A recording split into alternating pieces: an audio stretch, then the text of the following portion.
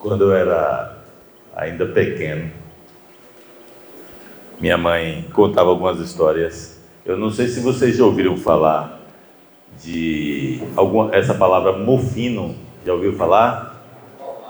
Covarde, né? Eis uma criatura aqui.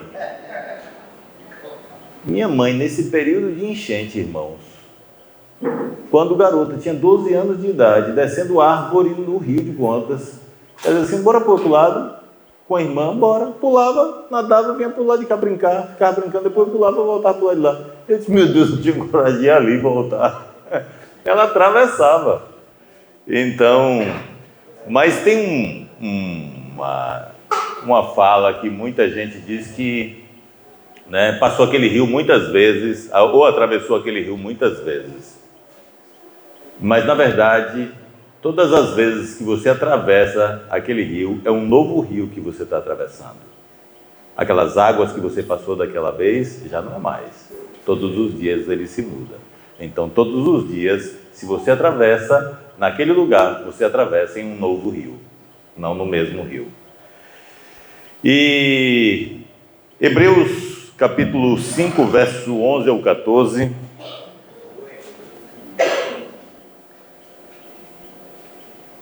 Eu trouxe um brinquedinho aqui, Caio. Acho que quem já foi lá em casa já viu esse brinquedozinho lá em casa.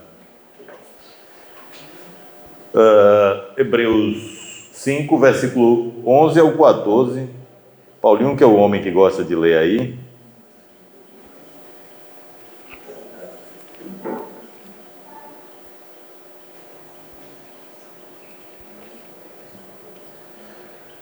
Consegue ler, Paulinho, para mim? Do qual muito temos que dizer, de difícil interpretação, porquanto vos fizestes negligente para ouvir. Porque devendo já ser mestres pelo tempo, ainda necessitais de que vos torne a ensinar quais sejam os primeiros rudimentos das palavras de Deus. Que vos haveis feito tais e necessitais de leite, e não de sólido mantimento. Porque qualquer que ainda se alimenta de leite, não está experimentado na palavra da justiça, porque é menino. Então, é. Mas o mantimento sólido é para os perfeitos, os quais, em razão do costume, têm os sentidos exercitados para discernir tanto o bem como o mal. É interessante que o apóstolo aqui escrevendo, ele faz uma observação.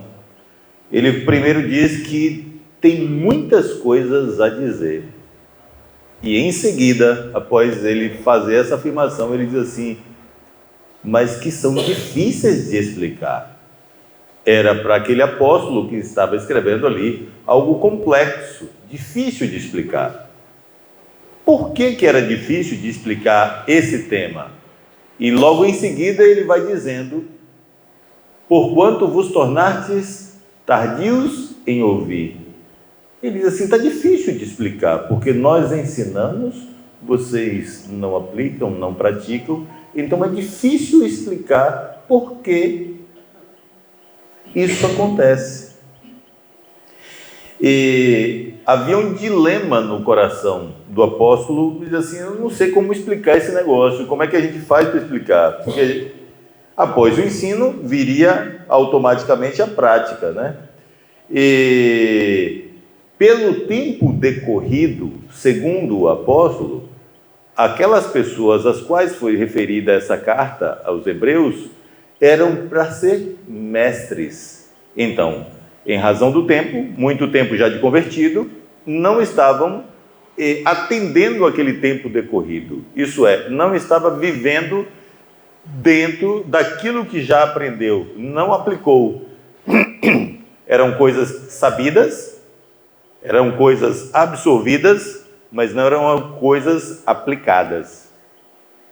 Eram coisas que estavam ali arquivadas no coração dos discípulos, mas esses discípulos nessa localidade não estavam aplicando. Então, quando ele diz assim, pelo tempo decorrido deviam ser mestres, gente, entre um neófito na fé e um mestre na fé, há um espaço gigante. Já ouviu aquele termo que algumas pessoas usam, ou 8 ou 80? Alguém já ouviu? Já ouviram. E esse termo, entre o 8 e o 80, existe 72 possibilidades diferentes que não foram utilizadas. E aqui ele coloca, em razão do tempo, deviam ser mestres, mas ainda era crianças. Era o 8 ainda, não era o 80. Estava lá. Estava bem atrasadinhos. Tudo isso em razão do quê? Tardios para ouvir. Eu lembro, irmãos, de Milton, quando eu trazia algum ensino, ele já saía rapidamente praticando lá de casa as coisas que eram ensinadas. E eu ia para a casa lá perto da rodoviária, ali, perto da Cadijura, onde Osés morava, e ouvia algumas coisas dali, eu já saía aplicando. Alguns, às vezes, até pode até criticar aquilo que você ouviu e está praticando, assim, mas que bobagem é essa, para que isso tudo? Afinal de contas, se eu não praticar, como é que eu vou lembrar? E se eu não lembrar, como é que eu vou praticar? Então, eu tenho que levar as duas coisas juntas o tempo todo, praticando, para que eu não venha a esquecer. E é importante observar que o apóstolo diz assim, que as pessoas se tornaram necessitadas de leite e não de mantimento sólido.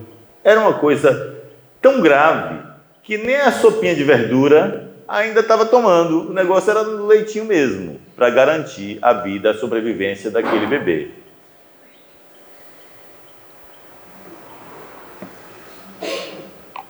Olhando no prisma da fé, a gente às vezes não vê muita coisa estranha. Passa os anos, o irmão não se desenvolveu, não é estranho. Mas em termos mentais, se nós temos um irmão aqui, não vou botar nome de ninguém, senão vocês vão rir do irmão, mas pega um Joaquim aqui, bota aqui um Joaquim com bico na boca, com 50 anos e uma fralda nas costas, e chupando sua chupetinha. Tem alguma coisa errada com esse rapaz? Tem alguma coisa estranha.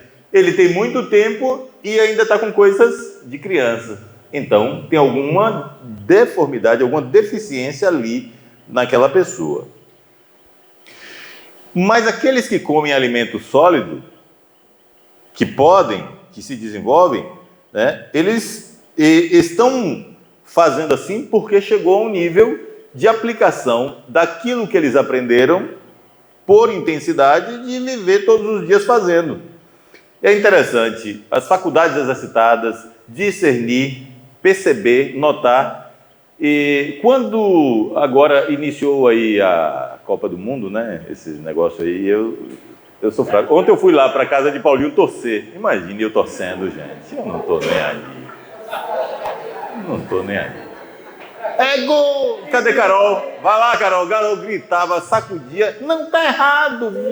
Joga para tal lado. Eu tô nem aí para tal lado. Vai. Bom, e aí eu tava lá. Eu perguntei a Paulinho, eu disse assim, aquele de verde e amarelo é Brasil, não é não, Paulinho? Aí ele ficou dando risada. Bom, mas se vocês observarem, quantos treinos um jogador de futebol faz? Quantas vezes por semana ele treina? Quantas vezes ele chuta a sua bolinha lá para o gol? Ele é o melhor naquelas cobranças de falta. Mas quantas vezes na semana ele treina naquela falta? Quantas vezes no ano e no mês ele treinou essas faltas? Sabe para quê? Para fazer um gol na Copa do Mundo. Um. Só. Ele fazendo um gol. Todo aquele esforço é para fazer um gol. E ele vence.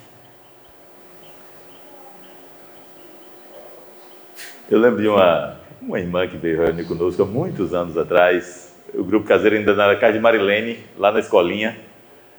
E eu disse, irmãos, vamos essa semana ler o livro de Mateus. Ela diz assim, o livro de Mateus eu já li uma vez. Não preciso ler mais. Tá bom. ela era novinha na fé, então a gente considerou, não, meu irmão, pode ler de novo, não tem problema. Mas assim, lido uma vez, já se sabe, para que ler de novo? Não tem mais nada, né? Então assim, eu tenho que me exercitar a tal modo, chegar a tal nível, que quando eu vou fazer as coisas, elas fluem naturalmente. Deus vai usar, o Espírito Santo vai usar o depósito que foi feito. Na hora ele vos fará lembrar de tudo o que Cristo disse. Mas como é que eu vou lembrar se eu nem aprendi? E como é que eu vou lembrar desses momentos se eu não vou aplicar a palavra de Deus no dia a dia, na vida?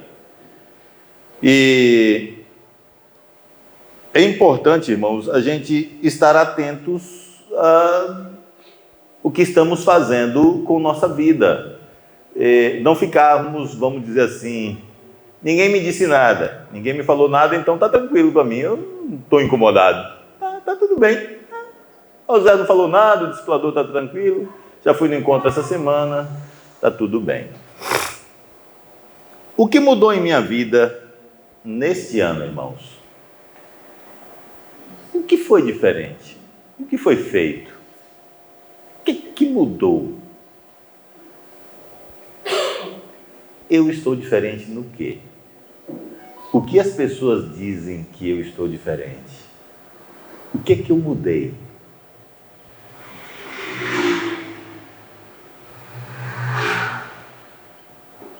Qual foi o fruto que eu obtive na mudança desse ano? A tendência da gente é esperar o ano que vem.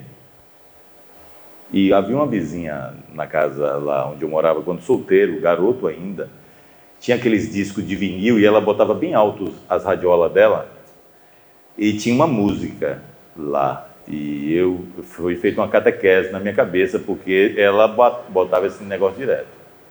Diz que a esperança do pobre é o ano que vem. Vai um ano e vem outro e o pobre nada tem.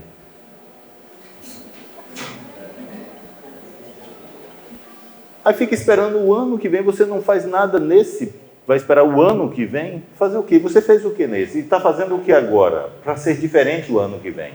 É o que eu faço agora que vai fazer a diferença para o futuro. Não é o que vai chegar no futuro. O futuro, na verdade, já chegou. Hoje é o futuro.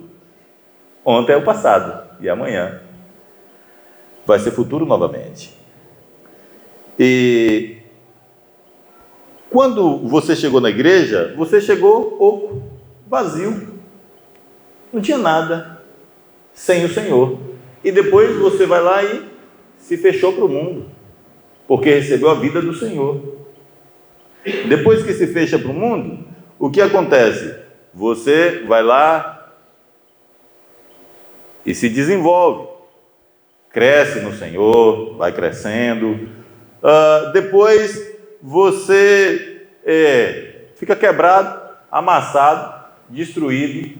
As situações da vida te quebram, mas mesmo assim ainda há beleza em você, mesmo quebrado. O Senhor, a presença dele, faz com que haja beleza. Depois de quebrado, prostrado lá, jogado, você pode se renovando, desabrochar novamente e se tornar um vaso de honra na casa de Deus.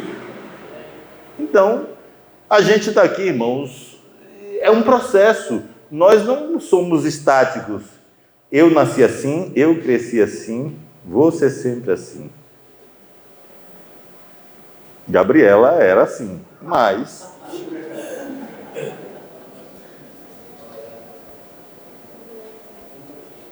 para e faça assim com você mesmo uma retrospectiva. O que eu vi esse ano corrente e pratiquei? Faça uma busca na memória. O que eu vi em encontrão e pratiquei? O que eu vi com o meu discipulador e pratiquei? O que eu ouvi do companheiro e pratiquei? O que eu vi no encontro de junta e pratiquei? Na convivência com os irmãos, ouvi, aprendi e apliquei? Eduardo Bulhosa, eu numa conversa com ele, ele ficou me olhando, ele disse assim: rapaz, isso é muito pragmático. Eu não gosto de saber coisas, eu gosto de aplicar coisas. As coisas que eu vejo para aprender é para aplicar, não é para saber. Eu não gosto de saber, eu não gosto de ficar informado de coisas, eu gosto de saber elas e aplicar todas elas. Não é errado saber coisas, tá? Eu estou dizendo assim, eu gosto de aplicar, para não ficar com a consciência ruim. Mas assim, é importante você olhar para você assim: eu não lembro nada que eu mudei, não lembro nada que eu aprendi, não lembro nada que eu apliquei. O que foi que aconteceu comigo esse ano? Passou em branco? Nada? O mesmo ontem, hoje e eternamente é o Senhor. Nós, porém, não somos assim. Nós vamos mudando, as mulheres mudam o cabelo. Meu antigo companheiro está mais fortinho, gordinho, Carlinhos. Eu nunca vi ele todo cheinho, chuchudinho, tá? Beleza. Então, assim, até isso mudou. Fizemos uma dieta, não tive sucesso na época, nem ele, para engordar, mas agora chegou o momento, Carlinhos.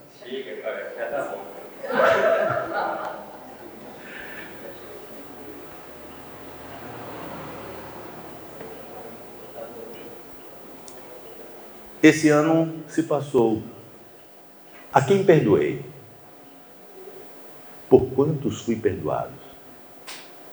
Quantos perdão eu recebi do meu Senhor? Eu caminhei nesse sentido também. Uma outra observação: com quem eu devo me comparar? Com o pastor? Com o discipulador? Com o apóstolo? Com quem eu devo me comparar? Se você se compara com os outros, você vai ter muitas dificuldades na vida. Porque existe gente mais alta do que você e mais baixo do que você. Mais feio do que você, mas também mais bonito do que você. Mais branco do que você e também mais escuro do que você. Cabelo mais longo do que o seu e mais curto do que o seu. Como é que você vai se comparar? Qual é a base que você vai encontrar para continuar se comparando com as pessoas? Não dá. Elas são diferentes. E Deus assim as colocou, diferente. Na casa de Deus, principalmente. Então, com quem eu devo me comparar? Eu devo me comparar comigo.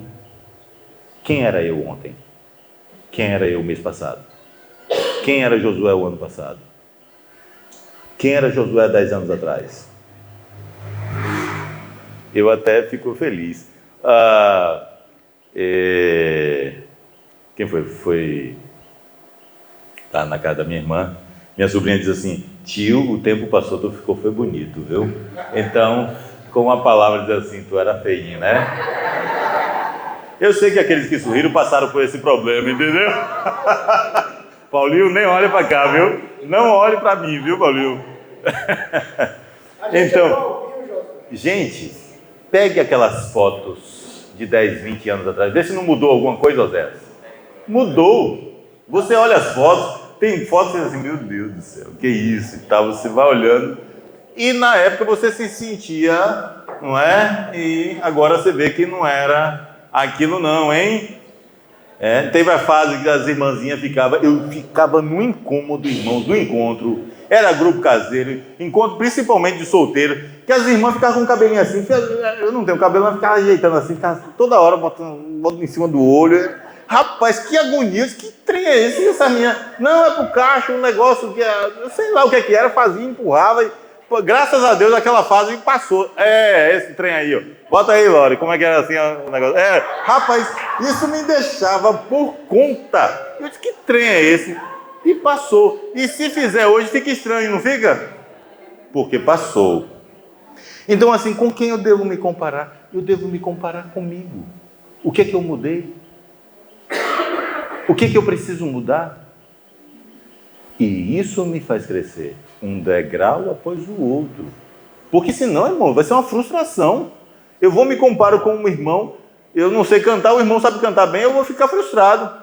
O outro tem uma locução maravilhosa, eu não consigo, vou ficar frustrado. O outro tem uma altura massa, eu não consigo, sou baixinho. Cadê meu irmão? Ele sumiu.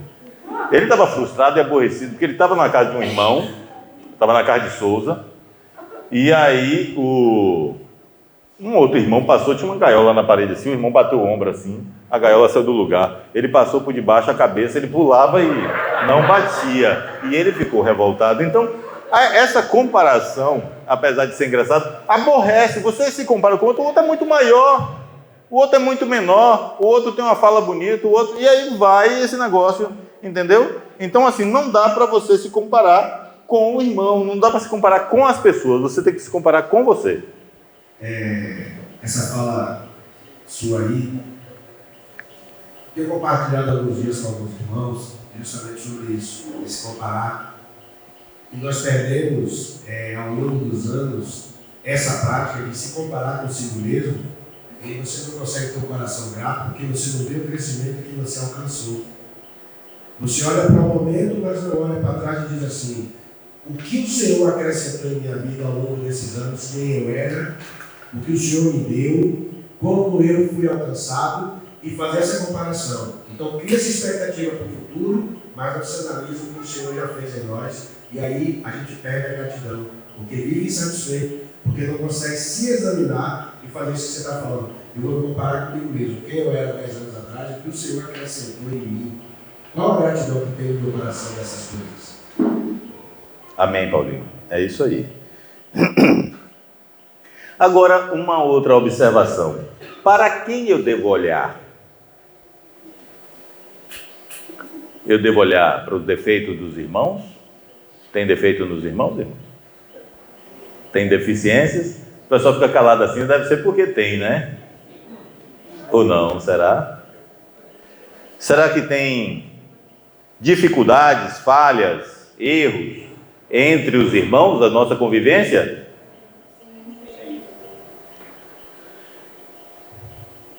Mas, antes de seguir, só uma observação. Existe um equívoco, principalmente dos novos convertidos, mas os velhos também caem nessa armadilha. E quando nós anunciamos o Evangelho, é uma coisa tão fantástica que parece que quando você ouve o Evangelho, você está entrando dentro do céu. Logo aquela fé, entra ali, o primeiro amor, oh meu Deus do céu. Você acha que não, a igreja é um lugar de santidade, de tudo de bom? E de fato é, porque é anunciado esse Evangelho. Só que a pessoa vem com a expectativa de que todos são santos no Senhor, perfeitos e amam a Jesus, estão olhando e não tem falhas, e não tem erros, e não tropeça, e não se embaraça, e não diz bobagem.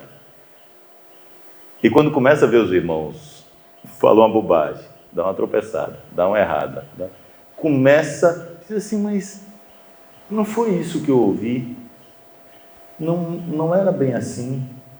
E começa a se frustrar naquelas convivências e achar que tem alguma coisa errada. Não é que esteja certo os irmãos errarem. Mas quando Jesus diz assim, eu não vim chamar justos ao arrependimento, e sim, então quem ele chamou? Ele chamou pecadores, deficientes, atrapalhados, cheios de defeitos, mas que querem acertar. Aí junta esse tanto de lava todo mundo, um com a boca torta, com o nariz grande, com a perna pequena, aleijado, doca, cego, mudo, junta todo mundo. Será que vai acontecer alguma coisa boa e ruim também? Vai acontecer. Mas é importante, irmãos, a gente estar atento que a igreja é feita de pessoas deficientes, de pessoas com defeitos. Para você que tem uma dúvida sobre esse tema, faço uma pergunta para você. Se toda a igreja fosse como eu, essa fala de Josué seria descartada. Se toda a igreja fosse como você, Monique, a igreja estaria bem, perfeita? Monique teve dúvida. Monique fez assim. Eu acho que talvez. Mas, brincadeiras à parte, Monique. Se a gente olhar para nós, olhando com toda a disposição de acertar, ainda vemos que há falhas, há erros. Então, o que se passa nos outros? Como é a vida dos irmãos também, gente? Eles passam essas aflições, essas lutas, essas tribulações. Então, para quem eu devo olhar? Olhando firmemente para Jesus, autor e consumador da fé. Gente, é tão gostoso, não erra nunca, é perfeito. Consola nosso coração, descansa a alma. Você sossega, você pode chorar, você pode rasgar o coração, falar o que está sentindo, ele te ouve com atenção. É tão gostoso. Olhemos para ele e os nossos rostos serão iluminados a partir daí. E lá em Mateus 21, 28 ao 30, quem puder ler para mim, Paulinho ou outro. Mateus 21, do 28 ao 30.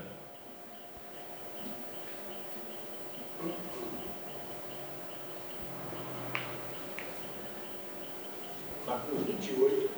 É Mateus 21. Aí, a gente tem que ter paciência, tá vendo, Paulinho? É verdade. Mas, que vos parece? O homem tinha 2 filhos e, dirigindo-se ao primeiro, disse: Filho, vai trabalhar hoje na minha vinha. Ele, porém, respondendo, disse: Não quero. Mas depois, arrependendo-se, foi. E dirigindo-se ao segundo, falou-lhe: Ide, e de igual modo, e respondendo, ele disse: Eu vou, Senhor, e não fui. Qual dos dois fez a vontade do Pai? Disseram-lhe eles: O primeiro. Disse Jesus: É verdade vos digo que os que vos publicaram... O primeiro? É só até aí, né? Não, lê de novo. É o primeiro que fez a vontade ou o primeiro que não fez? Como é que é É isso? só até o 30, né? É. E dirigindo-se ao segundo, falou-lhe de igual modo, e respondendo ele disse: Eu vou, Senhor, e não vou. O segundo. Foi o primeiro ou foi o segundo? Eu tinha a impressão que era o primeiro na minha Não, Bíblia. aqui ele está falando, aqui é o segundo versículo. O último versículo. Ô Paulinho, olha, você está perdoado em nome de Jesus, eu te amo. Eu vou para a tua casa hoje, vou te abraçar em nome de Jesus. Entendeu? É isso que a gente tem que fazer com o nosso irmão. Vê, me ajuda aí, Paulinho, de novo. Vamos lá de novo para a gente... Vai. Mateus 20. Um homem tinha 2 filhos e, dirigindo-se ao primeiro, disse: Filho, vai trabalhar hoje na minha vinha. Ele, porém, respondendo, disse: Não quero. Mas depois, arrependendo-se, foi. E dirigindo-se ao segundo, falou-lhe de igual modo. E respondendo ele, disse: Eu vou, Senhor, e não fui. Confere? Confere? Confere, Osés? Confere. Eu achei que ficou, mas confere. Está todo mundo conferindo, não sou... É isso mesmo, né? A Adriana também está igual eu, Adriana, né?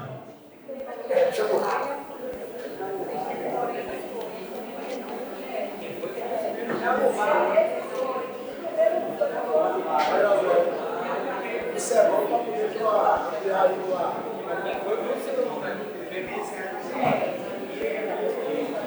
E diz assim: E que vos parece? Um homem tinha 2 filhos. Não, mas é o seguinte, a Bíblia está com a gente. Esse no celular está errado. Ó, irmãos, vou pela Bíblia, hein? Está repreendido o celular malvado, querendo me enlouquecer. Eu bem que sabia que tinha alguma coisa diferente. E que vos parece? Um homem tinha 2 filhos. Chegando-se ao primeiro, disse: Filho, vai trabalhar na vinha. Ele respondeu: Sim, Senhor. Porém não foi. Dirigindo-se ao segundo, disse-lhe a mesma coisa, mas este respondeu: Não quero. Depois, arrependido, foi.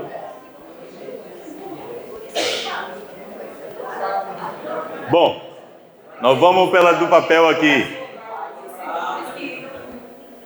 Bom, nós vamos aqui pela do papel. O que aconteceu com esses rapazes? Gente, uma resposta, o pai pede um favor ao filho, filho, faça tal coisa para mim. Ele diz assim, sim pai, vou fazer, pode ficar tranquilo, eu vou fazer. Puxa, que coisa consoladora. Um pai pedir ao filho, né? É tão agradável. Aí chega, tem outro filho, o outro filho chega de outro ambiente e diz assim, ô filho, vai trabalhar. Ele disse, vou não, eu não vou lá, não fazer isso nada. Mas depois diz assim, puxa, meu pai pediu, rapaz, como é que eu respondi um negócio daquele para o meu pai? Eu vou fazer. Mas o primeiro que tinha feito toda aquela propaganda foi não. Que não? A pergunta é, o que é que agrada ao coração de Deus? Aquele que ouve e diz, não, que palavra, ei, encontro, viu, que gostoso. Irmão, tu viu? Ei, rapaz, que bênção. E tu tá fazendo? Deus me livre, aquele negócio, não dá para mim não, é para os outros irmãos, rapaz, que não dá para mim não. Não é para nós, é para nós. Então, qual deles eu tenho sido? Qual deles eu serei? Qual deles eu fui em toda a minha caminhada até aqui? Eu tenho que olhar e ver os passos que eu tenho dado, se eu tenho agradado ou não agradado ao meu Senhor. Lembra de uma música antiga, que canta assim, a mesma praça, o mesmo banco, as mesmas flores, o mesmo jardim, tudo é igual. Oi, irmão, pelo amor de Deus, entra ano e sai ano e vai ser assim? Nada muda, Milton. Chegou à perfeição, 100% perfeito, não precisa mudar mais nada, a plenitude da fé. Tem alguma coisa errada, não tem, Moreno? Quanta coisa nós já mudamos de lá para cá. E digo mais, ainda, quanta coisa deixamos de mudar, que precisávamos de fato mudar e estamos aquém. E o nosso Senhor torce por nós. Irmãos, eu ouvi uma frase que me chamou a atenção, me marcou o coração. Há muitos anos atrás eu ouvi de Oséias, de um formato, e ouvi de outra pessoa recentemente, em outro formato.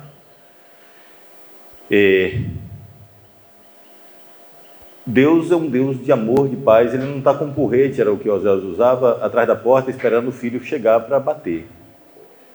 Mas, recentemente, eu ouvi uma expressão que me chamou a atenção. O nosso Deus, o seu Pai, o teu Senhor, o teu amigo, ele torce por você acertar. Torce por você, fica ali, vai. Do mesmo jeito que você estava torcendo lá, Carol. Torcendo para o seu filho acertar, para o seu discípulo acertar, para o seu servo acertar. Porque quantas lágrimas, quantos jejuns, quanta dedicação, quanta leitura, quanta proclamação, e a gente está ali tentando acertar. Vocês acham que Deus está torcendo? Eu quero ver ele errar. Na hora que ele errar, ele vai chegar aqui, eu vou. Deus está torcendo por você. Deus te ama, ele quer que você acerte. Então o teu Senhor, ele te ama e está torcendo para que você acerte e faça o que é melhor para o seu reino. Amém? Uma noite abençoada e pensem, o que tenho feito? O que tenho deixado para trás? O que posso mudar? O que eu mudei? Foi no nível desejado? Foi no nível esperado do meu Senhor? Se por acaso as respostas encontradas não forem satisfatórias, coloque o coração diante do Senhor. Senhor, me perdoe, eu quero ser diferente, eu quero mudar, eu quero fazer diferença. Eu não quero fazer diferença no ano que vem, Senhor, eu quero fazer diferença a partir de hoje, começar a fazer o que o Senhor quer. Amém?